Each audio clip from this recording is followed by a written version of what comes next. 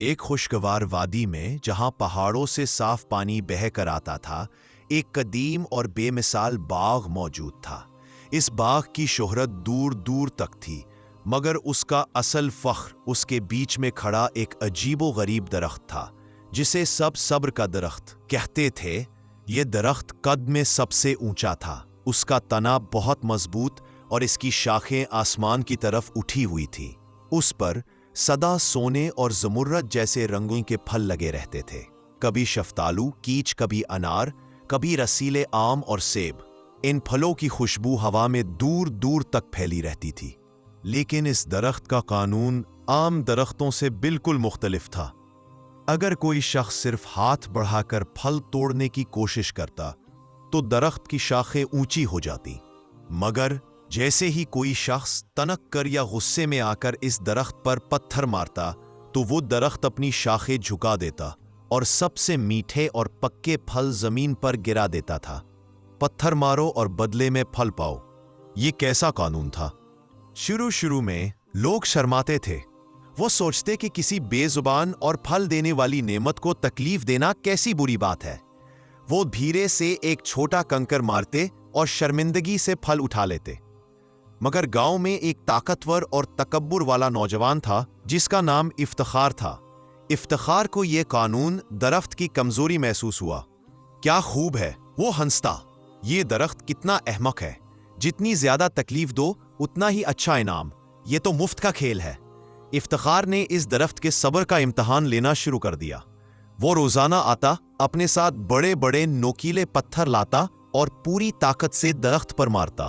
وہ صرف پھل نہیں چاہتا تھا، وہ درخت کو جھکانا چاہتا تھا۔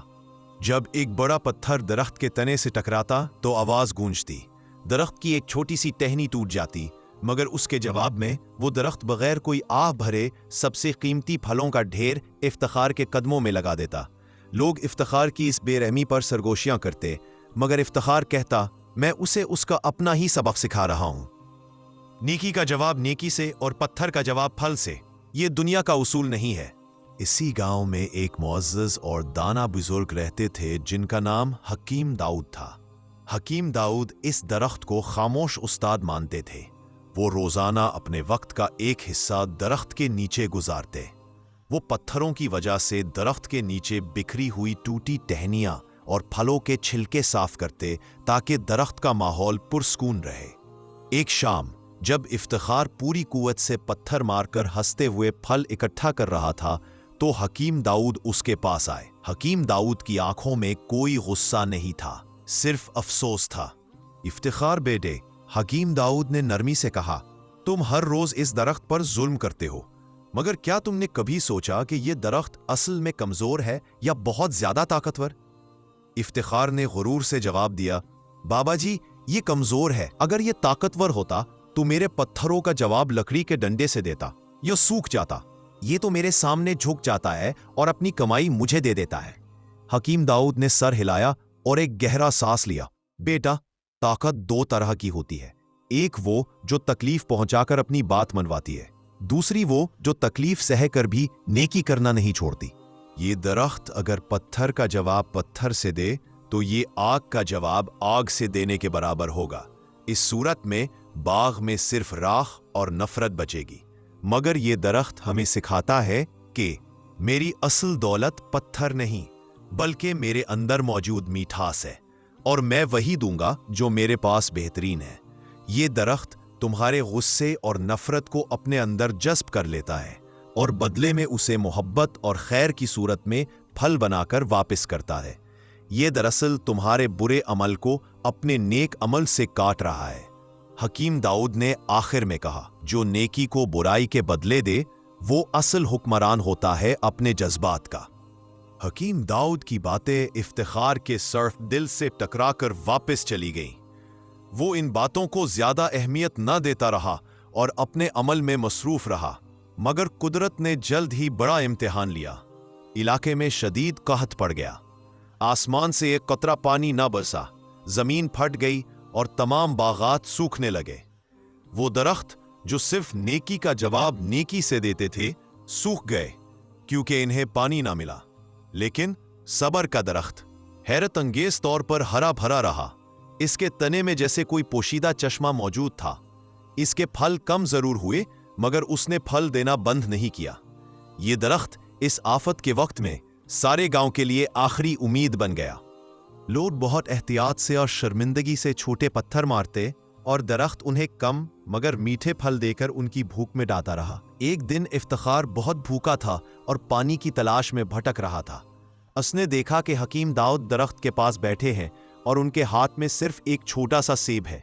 इफ्तिखार इस सबर के दरख्त के पास पहुंचा। पहली बार उसके हाथ में पत्थर नहीं था। वो दरख्त के तने से टेक लगाकर बैठ गया और उसकी आंखों में आंसू आ गए। दरख्त बादशाह, इफ्तिखार ने सरगोशी की, मैंने तुम्हें बहुत तकलीफ दी। मैं पत्थर मारता रहा और तुम मीठे फल देते रहे। आज मुझे शर्म आती है कि मैं तुम पर पत्थर मारूं। मैं नहीं मार सकता। इफ्तिखार सिर्फ भूखा नहीं था, वो अंदर से टूट चुका था। उसने अपने तमाम बुरे कामों पर निदामत महसूस की। वो यूं ही तने से टेक लगाए बैठा रहा। हैरत अंगेज तौर पर आहिस्ता से, बिल्कुल बगैर किसी पत्थर के टकराए, एक सबसे खूबसूरत सुर्ख और बड़ा सेब टूटा और इफ्तिखार की गोद में आ गिरा। इफ्तिखार ने हैरत से है सेब को देखा। यह पहला फल था जो उसे बगैर पत्थर मारे मिला था।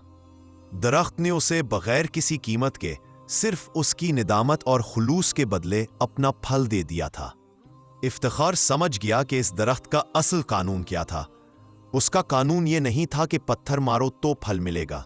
उसका कानून यह था कि जो भी मेरे पास आए मैं उसे सिर्फ भलाई ही दूंगा, चाहे वो बुराई से मांगे या अच्छे तरीके से। उस दिन के बाद से इफ्तिखार का दिल बदल गया। उसने गांव में हर उस शख्स से माफी मांगी जिसे उसने तकलीफ दी थी। वो अब हकीम दाऊद के साथ मिलकर दरख्त की देखभाल करता था। गांव में किसी को पत्थर मारने की जरूरत नहीं पड़ती थी। लोग दरख्त के नीचे आते, एहतराम से खड़े होते और दरख्त मोहब्बत से उनके कदमों में फल गिरा देता था। दरख्त ने अपना कानून बदल दिया था जब इंसान ने अपने दिल बदल लिए। वो फलदार दरख्त सदियों तक खड़ा रहा और अपनी कहानी सुनाता रहा।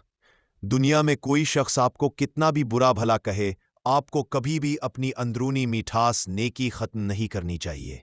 अगर वो आपकी तरफ पत्थर फेंकें तो आप बदले में उन्हें फल, मोहब्बत, सब्र और अच्छी बात दें, क्योंकि आपकी पहचान उनकी बुराई से नहीं बल्कि आपकी अपनी नेकी से होती है। और याद रखें, सबसे ताकतवर वो नहीं है जो जवाब दे, बल्कि वो है जो पत्थर सह कर भी फल देने की हिम्मत रखे।